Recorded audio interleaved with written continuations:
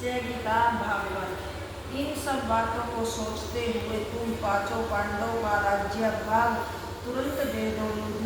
दुर्योधन तो राज्य और धन के मंद में अंधा हो रहा है, इसलिए तुम उससे राज्य पदक को वापस ले लो।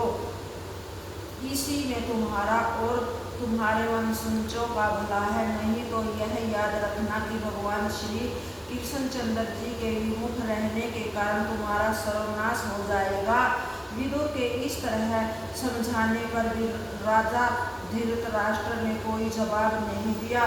उस समय दुर्योधन ने कुपित होकर अपने सेवकों से कहा कि तुम विदुर को मेरी सभा से बाहर निकाल दो। यह दुष्ट हमारे कुल की दासी का पुत्र होकर भी पांडवों के पक्ष में बोलता है। यद्यपि हम अभी तक इसका पालन पोषण करते रहे, फिर भी यह हमारे उपकारों पर कोई ध्यान न देकर उल्टा हमको धर्मोपदेश देकर अपनी नीचता दिखा रहा है। दुर्योधन की आज्ञा को सुनकर सेवकों ने विदुर जी को सभा से बाहर निकालना चाहा। उसी समय विदुर ने अपने मन में यह सोचा कि यदि कोई व्यक्ति मेरी बाँह पकड़कर मुझे बाहर करेगा तो उस समय मेरा बड़ा अपमान होगा। अतः मुझे चाहिए कि इससे पहले मैं ही सभा से बाहर हो जाऊं।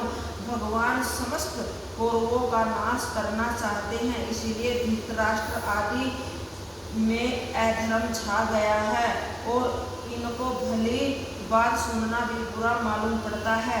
यह सोचकर विदुर जी सभा से उठकर द्वार पर चले आए और उन्होंने अपने धनुष बाण आदि अस्त्र शास्त्रों को उतारकर वहीं पर रख दिया। अस्त्र रखने का कारण यह था कि शस्त्र सहित जाने पर दुर्योधन अपने हृदय में कहीं यह न सोचे कि विदुर जी पांडवों में जा मिले। इतना ही नहीं बल्कि वस्त्र भी विदुर ने वहीं उतार दिए थे और केवल एक लंगोटी बांधे हुए तथा चादर ओढ़कर हस्तिनापुर से निकल तीर्थ यात्रा करने के लिए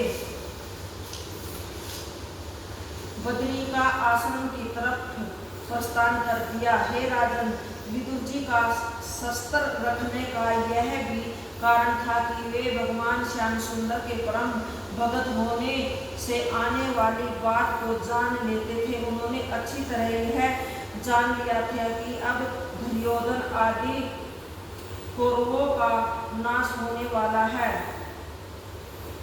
इसीलिए वहां से निकलकर एक वर्ष तक उत्तराखंड की यात्रा करने के बाद विदुर जी यमुना नदी के किनारे देव दर्शन करते हुए मैत्रेय ऋषि के आश्रम पर आए। वहां वे बहुत दिनों तक रहे। उन्हीं दिनों महाभारत का युद्ध हो रहा था, जिसमें कौरवों आदि सभी अधर्मी राजा मारे गए और भगवान श्री कृष्णचंद्र जी की कृपा से युधिष्ठिर को राज सिंहासन मिला।